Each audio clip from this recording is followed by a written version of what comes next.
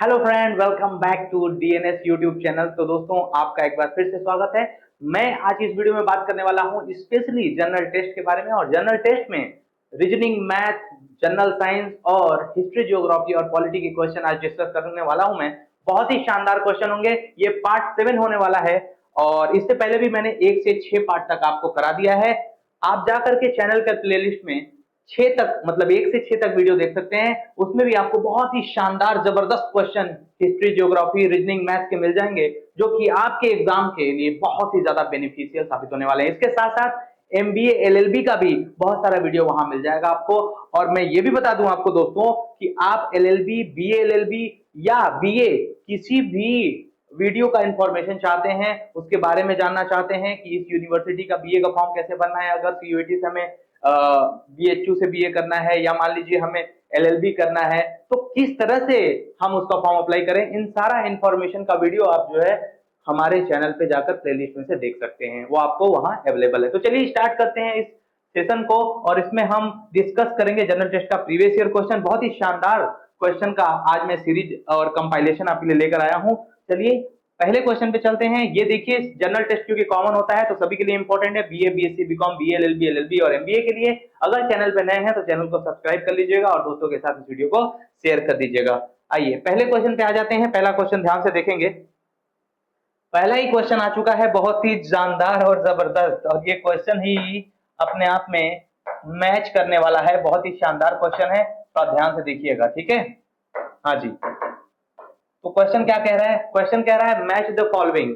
यहाँ पे स्ट्रक्चर है, बिल्डिंग है, और ये बोला गया है कि बिल्डर यानी बनाया किसने है, आपको मैच करना है। देखिए ऐसे क्वेश्चन में आपको क्या करना होता है, बड़े ध्यान से समझिए। ऐसे क्वेश्चन में ना आप इलिमिनेशन मेथड को यूज करिए, क्योंकि ऐसा हो सकता है कि आपको एक दो आता हो बाकी ना आता हो।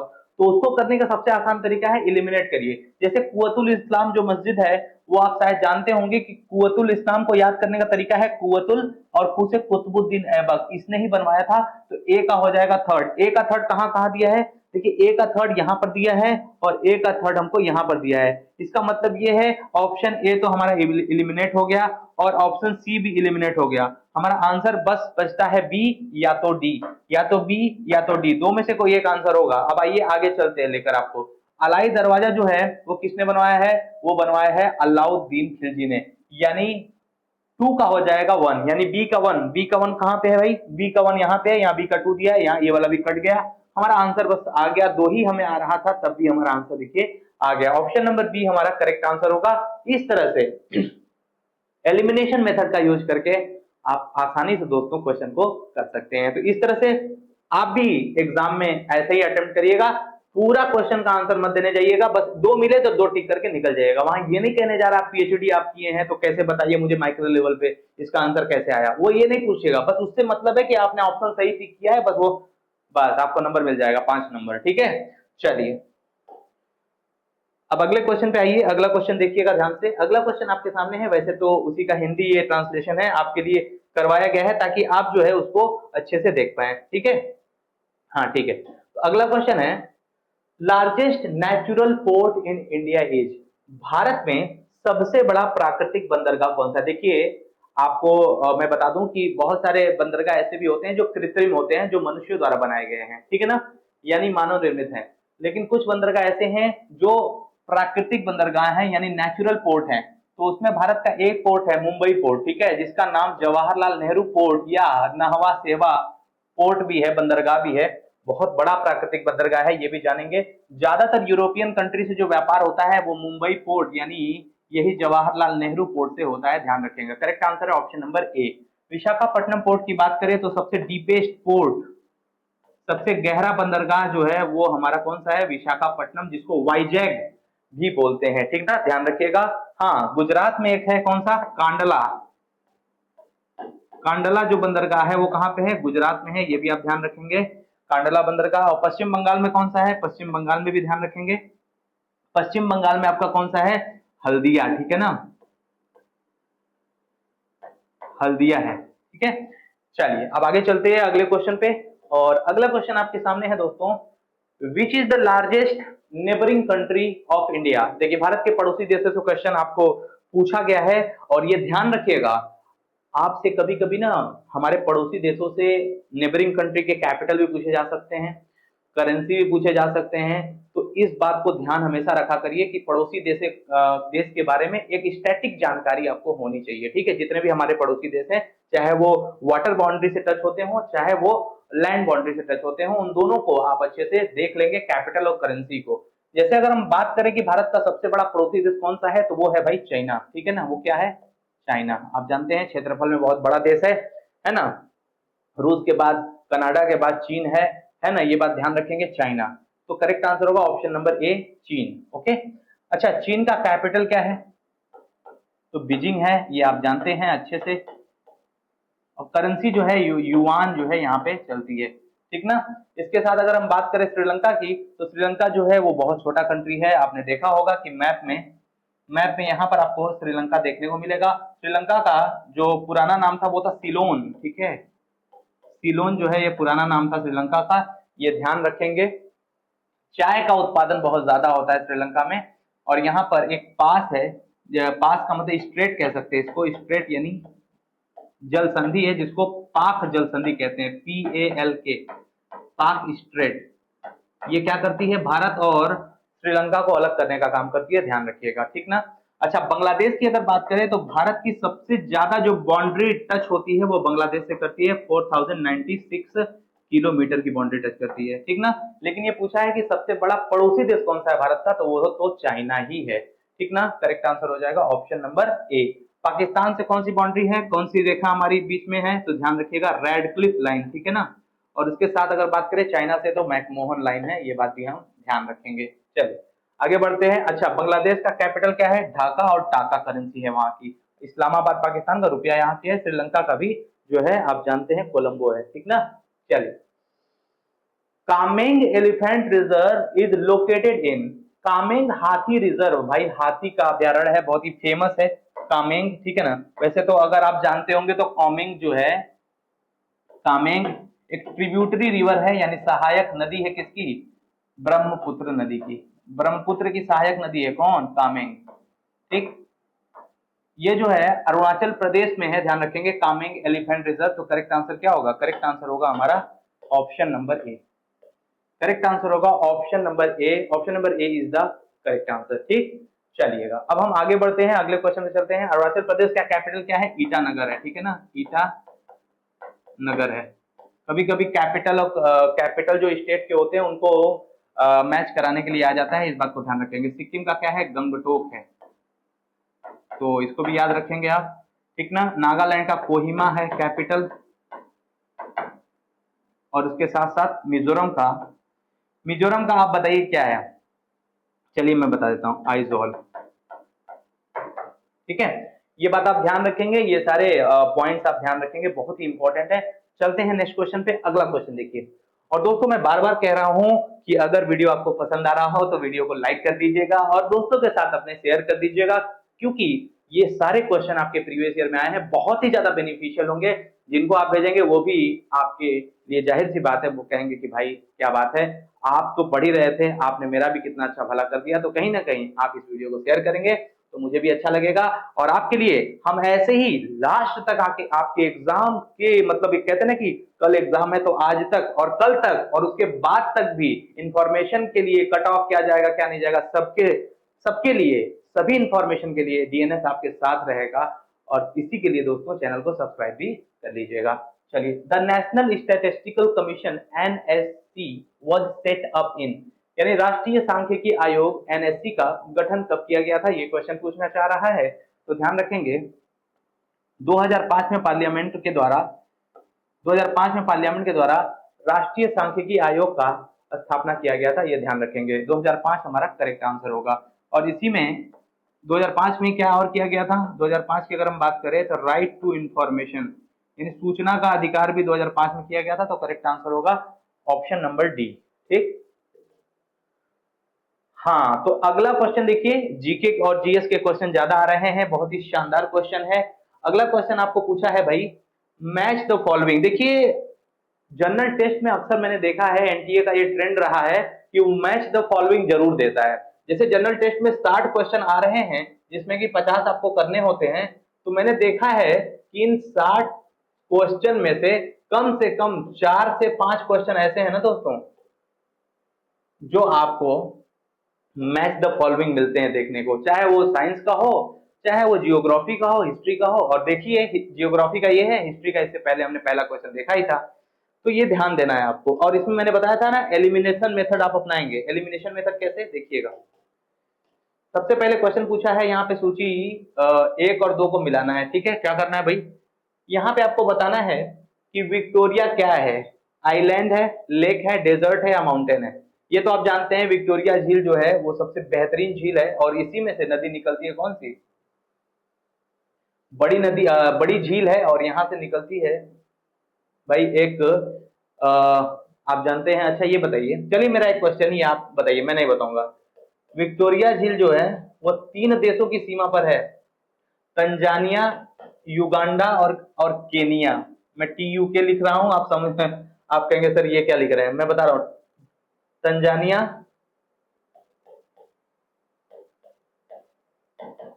युगांडा और केन्या, इन 3 देशों के बॉर्डर पे है विक्टोरिया झील। ध्यान रखेंगे, इससे एक नदी निकलती है, बहुत ही बड़ी नदी। और मुझे उसी का जवाब आप कमेंट सेक्शन में देंगे, ठीक है ना। इसका जवाब मुझे कमेंट सेक्शन में जरूर दीजिएगा, जो सही जवाब देगा उसको हार्ट में दूंगा। तंजानिया का कैपिटल है डोडोमा, उगांडा का कैपिटल है कंपाला, और केनिया का कैपिटल है नैरोबी। ठीक है, ध्यान रखेंगे। तो विक्टोरिया क्या है, एक झील है, तो ए का होगा 2। ए का 2 कहां पे है, ए का 2 ए कहीं में, करेक्ट आंसर हो जाएगा ऑप्शन नंबर ए। कुछ करने की जरूरत नहीं है, वैसे तो आप जानते हैं, बाकी भी जानते हैं, एटलस माउंटेन है, और उसके बाद कालाहारी डेजर्ट है, और यहाँ पर मेडागास्कर एक आइलैंड है। ठीक है ना, तो करेक्ट आंसर हो जाएगा ऑप्शन नंबर ए। चलिए आगे बढ़ते हैं अगले क्वेश्चन पे। हाँ, एक बात ध्यान रखिए, अगर मैं कहूं कि आपको जनरल टेस्ट पास करना है, और जनरल टेस्ट में आप पूछें कि सर एक बात बताइए कि हम ऐसा क्या करें कि कम से कम जनरल टेस्ट में हमारा 250 में से 200 से ज्यादा नंबर आ जाए। क्योंकि अक्सर मैंने देखा है कि इवन बहुत अच्छे तैयारी करने वाले जो बच्चे होते हैं, उनका भी नंबर जनरल टेस्ट में कम आ जाता है। इसका वजह जानते हैं आप, इसका वजह यह है कि जनरल टेस्ट की स्ट्रेटेजी जो होती है वो प्रॉपर फॉलो नहीं करते। और कभी कभी ये क्या होता है कि जनरल स्टडीज में इतने ज्यादा टॉपिक्स है ना, कहां से वो क्वेश्चन पूछ देगा कोई पता नहीं है। क्योंकि उन्होंने सिलेबस के नाम पर इतना छोटा सा सिलेबस दिया है, जनरल नॉलेज लिख दिया। भाई जनरल नॉलेज से पूरा ब्रह्मांड है, हर कुछ है, कहां से भी पूछ सकते हैं भाई, आप कोई पता नहीं है। आप पूछ दोगे, बताओ भाई कि इंडियन ओशियन का सबसे डीपेस्ट पॉइंट कौन सा है, आप पूछ दोगे भाई पैसिफिक ओशियन का सबसे डीपेस्ट पॉइंट कौन सा है, कुछ भी आप पूछ सकते हो ना, वहां से कितनी भी तैयारी कर लें आप, दिक्कत होगी। लेकिन अगर मैथ्स और रीजनिंग, यकीन मानिए अच्छे से आप तैयारी कर लेते हैं, तो मैं गारंटी दे सकता हूं कि आप स्कोर करेंगे। क्योंकि 60 से 70% टॉपिक जो है ना, लगभग क्वेश्चन कह सकते हैं कि वो आपके जनरल टेस्ट में मैथ और रीजनिंग के पूछे गए हैं। पिछले 3 सालों में जो ट्रेंड देखा गया है, ट्रेंड बदल भी सकता है, कोई बड़ी बात नहीं है, लेकिन रीजनिंग मैथ तो देगा ही ना, ऐसा तो है नहीं कि हटा ही देगा पूरी तरह से। तो याद रखिएगा इस बात को कि रीजनिंग मैथ अगर आप पढ़ेंगे ना, तो वो धोखा नहीं देगा आपको। जिंदगी में बहुत कुछ धोखा दे देती है, लेकिन रीजनिंग और मैथ धोखा नहीं देगा, वो स्कोर करेगा आपका, और अच्छा स्कोर करवाएगा, ये मेरी गारंटी है। ठीक है, चलिए, किसने 2022 में ज्ञानपीठ पुरस्कार जीता है, तो करंट अफेयर। 3 चीजें आपको पढ़नी पड़ेगी, करंट अफेयर, रीजनिंग और मैथ। ये तीनों चीज पर आप अगर कमांड बना लेते हैं ना जनरल टेस्ट में, यकीन मानिए 70 से 75% आपका नंबर 100% आना है। तो उस समय 2022 का ये क्वेश्चन जब पूछा गया था, तो उस समय किसको मिला था ज्ञानपीठ पुरस्कार, तो ध्यान रखिएगा, ये मिला था दामोदर मौजू को। ठीक है ना, दामोदर मौजू करेक्ट आंसर होगा ऑप्शन नंबर बी। ओके, अगला क्वेश्चन देखिए, SI unit of mechanical energy is, यांत्रिक ऊर्जा का स्टैंडर्ड यूनिट कौन सा है, ये आपको बताना है भाई। ये तो शायद आता होगा, साइंस के जितने भी बैकग्राउंड के लोग देख रहे होंगे इस वीडियो को, उनको पता होगा, जूल होगा correct answer, option number D is the correct answer. ठीक है ना, चलिए अगला क्वेश्चन देखिए, which bank merge into bank of Baroda. देखिए अभी मैं ये क्वेश्चन करा रहा हूं, इसमें आपको क्वेश्चन देखने को क्या मिल रहा है, करंट अफेयर के 2-3 क्वेश्चन आपको देखने को मिल गए होंगे। तो यहाँ पर देखिए कितना इंपॉर्टेंट करंट अफेयर का योगदान है। तो बैंक ऑफ बड़ौदा में कौन सा बैंक उस समय जब करंट अफेयर के क्वेश्चन में पूछा गया था, तो विलय हुआ है। अब भाई तो ये तो स्टैटिक जीके बन गया। जाहिर सी बात है कि जो चीज आपसे हिस्ट्री बन गई ना, ये चीज जो पास्ट में हो चुकी है घटना, वो स्टैटिक बन गया आपका। अब हुआ क्या कि बैंक ऑफ बड़ौदा में जब देना और विजया बैंक मिल गया, तो ये बड़े बैंकों में शामिल हो गया। ठीक ना, तो कौन सा बैंक मिला? देना बैंक और Vijaya bank bank of Baroda में मर्ज होकर के एक साथ मिल गया, ठीक ना। 1969 में 14 बैंकों का राष्ट्रीयकरण किया गया था इंदिरा गांधी के समय, ये याद रखिएगा, कई बार पूछा जाता है। Which country of the world one the FIFA world cup maximum number of times? ध्यान रखेंगे, federation of international football association जो कि हुआ था, आपको पता है कतर में हुआ था, इसको किसने जीता है सबसे अधिक बार? तो ध्यान रखेंगे, इसको सबसे अधिक बार अगर किसी ने जीता है तो वो ब्राजील है। करेक्ट आंसर है ऑप्शन नंबर ए, 5 बार जीता है ब्राजील ने। और ये ध्यान रखेंगे, ब्राजील का कैपिटल क्या है? ब्राजीलिया कैपिटल है ब्राजील का, ठीक है। और फ्रांस का कैपिटल क्या है?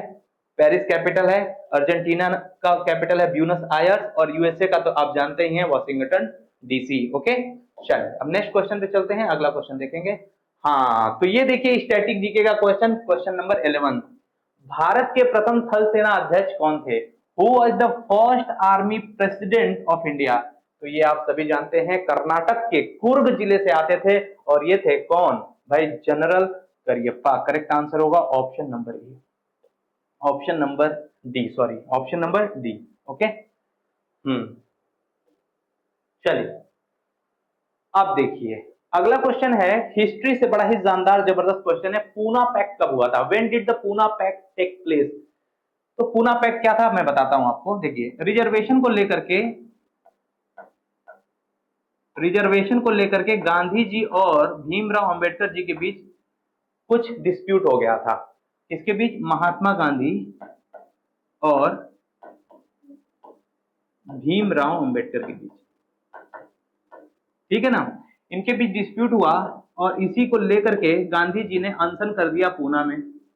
और इसकी वजह से क्या हुआ, भीमराव अंबेडकर जी को लगा कि गांधी जी की हालात बिगड़ रही है, तो अनशन को ध्यान में रखते हुए भीमराव अंबेडकर उनसे गए और उनसे समझौता हुआ उसी को लेकर के 1932 में। तो ये पूना पैक्ट इसका नाम पड़ता है, तो पूना में ही समझौता हुआ था, इसलिए जो है 1932 में पूना समझौता गांधी जी और भीमराव अंबेडकर जी के बीच हुआ, ठीक है, रिजर्वेशन को लेकर के। चलिए, सुप्रीम कोर्ट का वर्णन संविधान के किस अनुच्छेद में किया गया है? तो ध्यान रखेंगे, अक्सर देखिए बहुत ज्यादा डेप्थ में तो नहीं, लेकिन कभी कभी क्या होता है ना, आर्टिकल से रिलेटेड एक दो क्वेश्चन आपको देखने को मिल जाते हैं। अभी 2024 में भी जो जीटी का एग्जाम हुआ था उसमें भी एक क्वेश्चन आया हुआ था, निर्वाचन आयोग यानी इलेक्शन कमीशन ऑफ इंडिया का किस आर्टिकल में मेंशन किया गया है? तो यहां पूछ दिया है सुप्रीम कोर्ट का, तो सुप्रीम कोर्ट जो है वो आर्टिकल 124, करेक्ट आंसर होगा ऑप्शन नंबर सी। ओके, 324 में मैंने बताया था इलेक्शन कमीशन जो है इसकी बात की गई है, ठीक है ना, ये ध्यान रखेंगे आप। और 356 में क्या है, ये प्रेसिडेंट रूल है, यानी राष्ट्रपति शासन है स्टेट के अंदर। चलिए अब अगला क्वेश्चन देखिए, अगला क्वेश्चन है क्वेश्चन नंबर 14। कंचनजंगा पर्वत चोटी किस राज्य में स्थित है? देखिए भाई, जियोग्राफी में ना ज्यादातर जो चीजें आती है वो स्टैटिकल जियोग्राफी आता है, स्टैटिक्स, यानी जियोग्राफी में मैं बोलूं तो नेशनल पार्क आता है ना, ठीक है, ये बहुत इंपॉर्टेंट टॉपिक है, ये अक्सर पूछा जाता है, एक दो क्वेश्चन आ जाता है इसमें से। नेशनल पार्क, और उसके बाद एनर्जी रिसोर्सेज से क्वेश्चन आता है। मैंने पेड कोर्स में आपको बताया भी है कि आपको सबसे, देखिए पढ़ने को तो बहुत है जियोग्राफी, पूरा ब्रह्मांड ही है पढ़ने को, लेकिन किस किस टॉपिक से क्वेश्चन आएंगे ये मैंने बहुत अच्छे से आपको समझाया है, और पेड कोर्स में मैंने पढ़ाया भी है, क्योंकि मैं रीजनिंग, मैथ और इसके साथ साथ हिस्ट्री ज्योग्राफी आपको पेड में पढ़ाता हूं। तो मैंने बताया है कि एनर्जी रिसोर्सेज जो है वो कैसे आएगा। और अब आप 9th और 10th की जो किताब है जियोग्राफी की और हिस्ट्री की, उसको आप पढ़ लेते हैं तो यकीन मानिए कि क्लास 10th में चैप्टर 2,